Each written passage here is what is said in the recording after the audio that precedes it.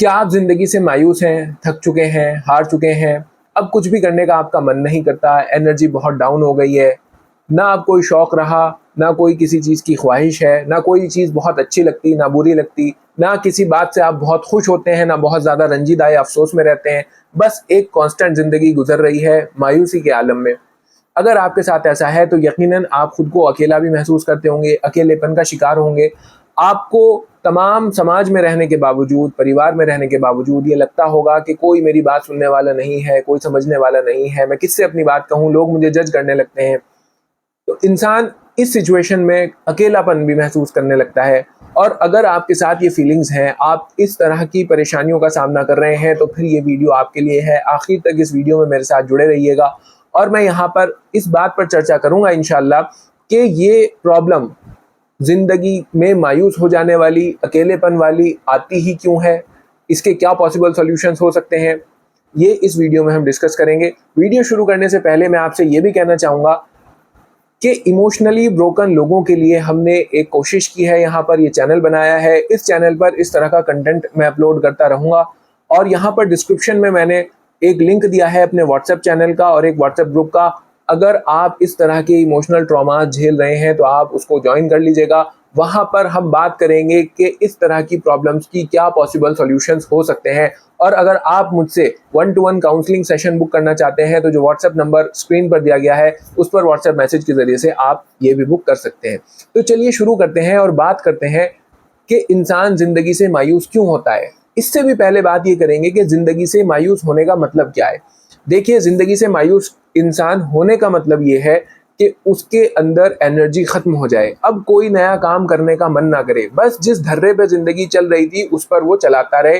कुछ भी अब उसकी ज़िंदगी में उमंग बाहर नहीं है, बस वो चाहता है कि इसी तरह ज़िंदगी गुजरती रहे और इसी तरह वो मौत के करीब जाता चला जाए। हालाँकि इससे पहले जो उसने ज़िंदगी गुजारी थी उसमें वो बड़ा एंथुसियास्टिक था, उसे ज़िंदगी जीने की बहुत ललक थी, चाहत थी, उसकी ख्वाहिशात थी, उसके अरमान थे, लेकिन अब सब कुछ ज़ीरो हो गया। यहाँ पर मैं ये भी बात कहना चाहूँगा कि ज़िंदगी से मायूस होने का मतलब ज़िंदगी से नाउम्मीद होना नहीं है। ज़िंदगी से नाउम्मीद होना वो इसकी एक अगली स्टेज है। ज़िंदगी में मायूस होना ये नफ्सियाती बीमारियों की पहली स्टेज है। ये फिर बढ़ती चली जाती है डिप्रेशन और फिर आखिर में ये जो है खुदकुशी तक चली जाती है। ज़िंदगी से मायूस होना नफ्सियाती बीमारियों की पहली स्टेज है, फिर इसके बाद नाउम्मीद होना सेकंड स्टेज है और फिर ये मुस्तकिल बढ़ती चली जाती है। यहाँ पर आदमी जो मायूस होता है, वो मायूस है, उसके अंदर एनर्जी नहीं है, वो कुछ करने का उसका मन नहीं करता, सिर्फ वो काम कर रहा है कि जिससे उसकी ज़िंदगी चलती रहे। अगर नौकरी पे है तो नौकरी कर रहा है, दुकान वाला है तो दुकान खोलता है, खेती वाला है तो बस खेती करता रहता है। उसके अंदर अब कुछ नया करने की एनर्जी नहीं है, लेकिन वो उम्मीद है उसको कि अगर करने लगेगा तो कामयाब हो जाएगा। बस मायूस है, करता नहीं, एनर्जी नहीं है। तो ये है ज़िंदगी से मायूस होना। अब सवाल ये आया कि मायूस होता ही क्यों है? देखिए, बहुत शॉर्ट में अगर मैं इसकी बात करूं कि कोई भी इंसान अपनी ज़िंदगी में मायूस क्यों होगा, तो शॉर्टेस्ट आंसर इसका ये है कि जब चीज़ें उस तरह नहीं होती जिस तरह आप चाहते हैं तो आप मायूस हो जाते हैं। मिसाल के तौर पर कोई स्टूडेंट है, पूरे साल उसने मेहनत की और वो ये चाहता था कि वो टॉप कर जाए और वो टॉप ना करे तो वो मायूस हो जाएगा। कोई बिजनेसमैन है, उसने पैसा लगाकर मेहनत करके कोई बिजनेस खड़ा किया और उसमें उसे नुकसान हो गया फ़ायदा होने के बजाय, तो मायूस हो जाएगा। कोई आदमी रिलेशनशिप में है किसी के साथ, औरत या मर्द, और वहाँ पर उसे धोखा मिल जाए, जैसे उसने चीज़ें प्लान की थी वैसे ना हो तो मायूस हो जाएगा। कोई किसी को बहुत चाहता है, उसका इंतकाल हो जाए, वो दुनिया छोड़ के चला जाए तो मायूस हो जाएगा। तो मायूस होने का जो मेन सबब है, जो मेन कॉज है, वो ये है कि जब चीज़ें उस तरह से ना हो जिस तरह से आप चाहते हैं तो फिर वो मायूस हो जाता है। अब इसके बाद जब किसी इंसान के ज़िंदगी में मायूसी छा जाती है तो वो अपने नुकसान को, जो चाहतें उसकी थी जब वो पूरी नहीं हो पाई, वो अगर किसी से शेयर करता भी है, लोग उसकी मजाक उड़ाने लगते हैं, उसको जज करने लगते हैं, उसके पीठ पीछे बातें बनाने लगते हैं।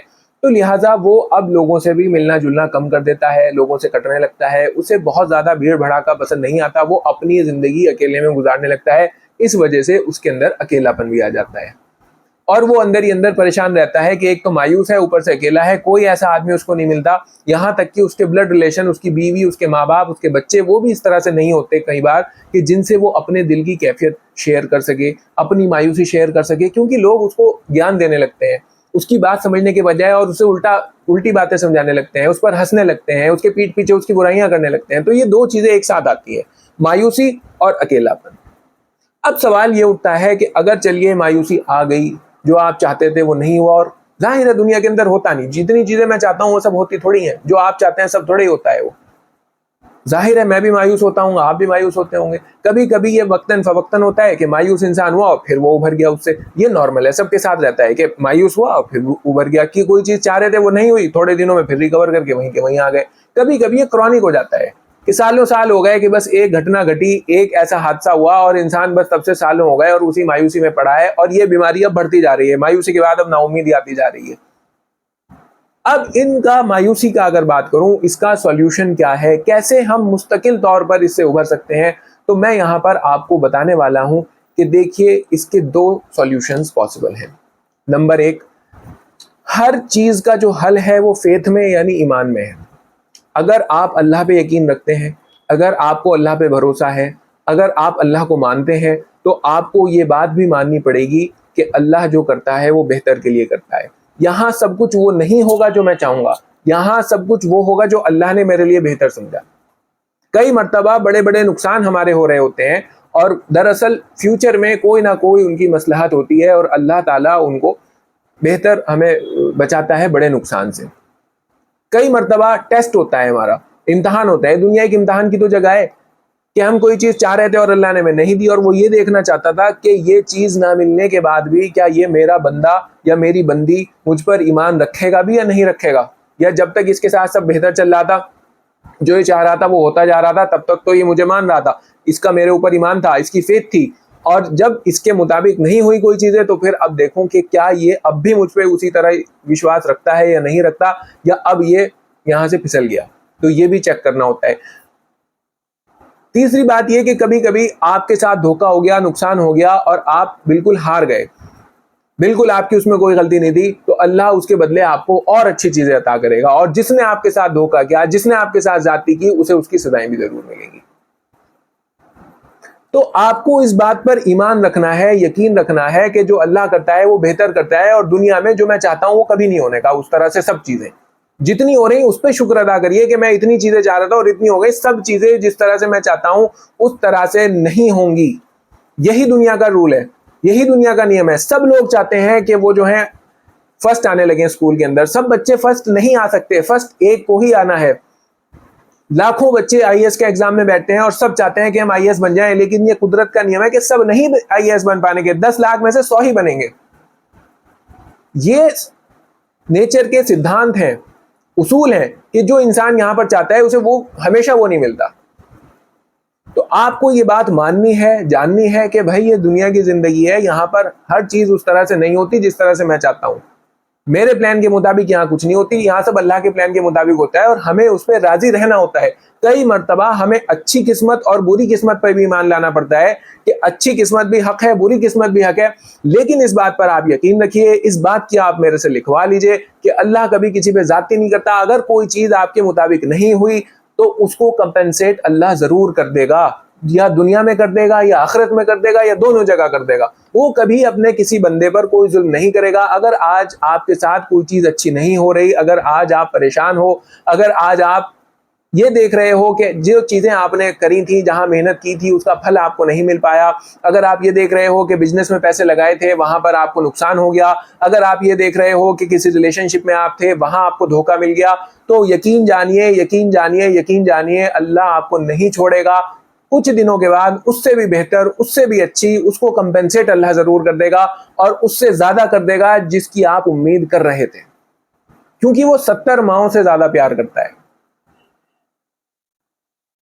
तो एक बात तो ये रही कि आपको यकीन रखना पड़ेगा, फेथ होनी रखनी पड़ेगी अल्लाह ताला पे कि वो आपके साथ बेहतर ही करेगा। और यहां पर हमेशा उस तरह से चीजें नहीं होती जिस तरह से आप चाहते हैं। मैं इससे पिछली वीडियोस में भी अपनी बता चुका हूं कि दुनिया तो एक इम्तहान का घर है। यहाँ पर आपको ये मानना पड़ेगा कि हम यहाँ स्ट्रगल करने के लिए आए हैं, यहाँ पर जन्नत नहीं है कि जो हम चाह रहे हैं वो होता रहेगा, ये बात माननी पड़ेगी। और फिर आखिर में ये कि अल्लाह पे अगर मानते हो, अल्लाह पे ईमान रखते हो, अल्लाह पे आपकी फेथ है, तो आपको ये भी यकीन जानना पड़ेगा कि अल्लाह जो करेगा बेहतर करेगा। और अगर आज चीजें उस तरह से नहीं हो रही जिस तरह से मैं चाहता हूँ, तो इसको कंपेंसेट अल्लाह जरूर कर देगा।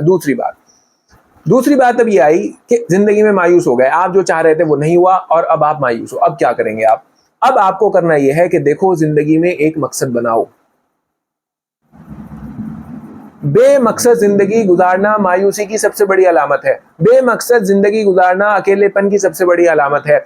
आप अगर मकसद अपनी जिंदगी में बना लेंगे, अपनी जो रोजमर्रा की जरूरतें हैं वो एक तरफ रही, नौकरी करना कोई मकसद नहीं है, दुकान पे बैठना कोई मकसद नहीं है, किसी स्टूडेंट वो पढ़े जा रहा है कोई मकसद नहीं है, आपकी अपनी जात से दूसरों को कितना फायदा है, आप समाज के अंदर क्या पॉजिटिव बदलाव ला रहे हो, थोड़ा या ज्यादा, ये मकसद होता है कि मेरी अपनी जरूरतों से ज्यादा मैं क्या करूंगा, वो मकसद है। मैं कहूं कि मेरा आईएएस बनना मकसद है, ये कोई मकसद नहीं है भाई, है चलिए ठीक है, उस परिभाषा में, जिस परिभाषा में मैं बात कर रहा हूं, ये आईएएस बनना आपका इंडिविजुअल एक गोल है, इससे बहुत सारे लोगों को एट दैट टाइम कोई फायदा नहीं होने वाला।